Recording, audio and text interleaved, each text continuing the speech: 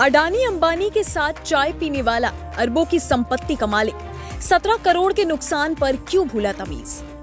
KL Rahul को field पर डांटा तो घर पहुंचते ही बीवी ने दी ऐसी नसीहत, लाखों का रुमाल निकाल कर पोंछने पड़े आंसू।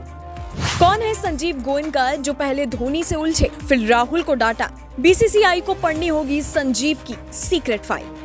कहा जाता है कि जब आसमान छू लो तब धरती से भी जुड़े रहना चाहिए, लेकिन ये बात शायद संजीव गोयनका भूल चुके हैं। तभी तो मैदान में सरेआम एक खिलाड़ी के साथ ऐसी हरकत करने से पहले उन्होंने सोचा भी नहीं। ऐसा नहीं है कि संजीव गोयनका कोई कम संपत्ति के मालिक हैं, जो 17 करोड़ में केएल राहुल को खरीद कर ये सोच रहे हैं कि यार तुम्हारा बल्ला ही नहीं चल रहा, कप्तानी ही नहीं कर पा रहे हो, तो तुम्हें टीम में क्यों रखे। बल्कि संजीव गोयनका के लिए 17 करोड़ ठीक वैसे ही है जैसे एक चाय वाले के लिए 1 रुपए का चिल्लर। इनकी कुल नेटवर्थ है 4.3 अरब डॉलर। इंडियन रुपए में हिसाब लगाएंगे तो ये 32,000 करोड़ के आसपास पहुंचेगा। मतलब चाचा को पैसे की दिक्कत नहीं है, बस दिक्कत तमीज में है। इसीलिए कहा जा रहा है कि संजीव गोयनका ने फील्ड पर भले ही राहुल की क्लास लगा दी, लेकिन घर गए तो पत्नी ने उसे काफी तगड़े तरीके से समझाया कि ऐसा नहीं करना चाहिए था, क्योंकि प्रीति खुद केएल राहुल की फैन है। संजीव गोयनका के बिजनेस पर अगर नजर डालें तो संजीव गोयनका सबसे अमीर आदमियों में गिने जाते हैं और आरपीएसजी ग्रुप के चेयरमैन हैं। इनका कारोबार तमाम सेक्टर्स में फैला हुआ है, जिनमें power, carbon black, ITES, consumer and retail, media and entertainment, sports, education and infrastructure और नेचुरल रिसोर्सेज शामिल है। उनकी कई कंपनियों में 50,000 से ज्यादा कर्मचारी काम करते हैं।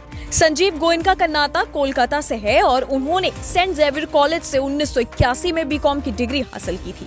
उनकी पत्नी प्रीति इंटीरियर डिजाइनर है। दोनों के 2 बच्चे शाश्वत और अवर्णा हैं। उनके भाई हर्ष गोयनका हैं जो खुद एक बिजनेस टाइकून हैं और अपने पिता के काम में भी हाथ बटाते रहते हैं।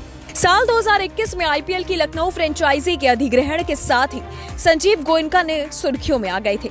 लखनऊ की टीम को खरीदने में रुचि दिखाने वाले गौतम अडानी को उन्होंने बोली में हरा दिया था और 7,000 करोड़ रुपए के साथ जीत की बोली लगाई थी, जबकि अडानी की तरफ से 5100 करोड़ रुपए का ऑफर दिया गया था। सबसे खास बात कि संजीव गोयनका ने लखनऊ की टीम को खरीदने में जो पैसा खर्च किया वो मुकेश अंबानी द्वारा मुंबई इंडियंस की फ्रेंचाइजी के लिए लगाए गए पैसे से 9 गुना ज्यादा था। संजीव गोयनका ने जहां IPL franchise Lucknow super giants के लिए मोटी रकम खर्च दी, इसका अंदाजा इस बात से भी लगाया जा सकता है कि केवल केएल राहुल को उन्होंने 17 करोड़ रुपए की बोली लगाकर खरीदा है।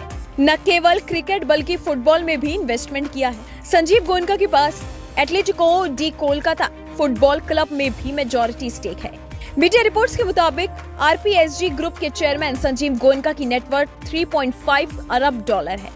इनकी कंपनियों में CSC limited, Saregama, Spencer's retail और फर्स्ट सोर्स समेत अन्य नाम शामिल है। उनके ग्रुप का रेवेन्यू करीब 4.3 अरब डॉलर का है और इसका हेडक्वार्टर कोलकाता में है। लेकिन इन सब के बाद यही सवाल उठता है कि चाहे नेटवर्थ जितनी भी हो, अमीर कोई भी कितना भी क्यों ना हो, लेकिन इस बात का ख्याल रखना चाहिए कि कौन सी बात सबके सामने बोलनी है और कौन सी बात बंद कमरे में। इस समय पूरा सोशल मीडिया लोकेश राहुल के सपोर्ट में उतरा हुआ है, जैसे उस समय धोनी के सपोर्ट में था। बता दें कि business tycoon Sanjeev Goenka Lucknow super giants के मालिक हैं। ये उनकी पहली टीम नहीं है, वो इससे पहले 2016 से 17 में राइजिंग पुडो सुपर जायंट्स टीम के मालिक थे। संजीव गोयनका ने तब भी एमएस धोनी को अचानक कप्तानी से हटाकर क्रिकेट जगत को चौंका दिया था। इस फैसले के बाद भी संजीव गोयनका धोनी के फैंस की नजरों में खटकने लगे थे और हो सकता है कि अब बीसीसीआई को भी अपने स्टार खिलाड़ी के साथ हो रही इस हरकत को लेकर कुछ कहना पड़े कि भाई टीम के मालिक हो तो बंद कमरे में बात करो, सरेआम ऐसा करोगे तो फिर हम भी अपनी पावर दिखाएंगे। आपकी इस वीडियो के बारे में क्या राय है, हमें नीचे कमेंट सेक्शन में जरूर बताइएगा। Bureau report, global Bharat.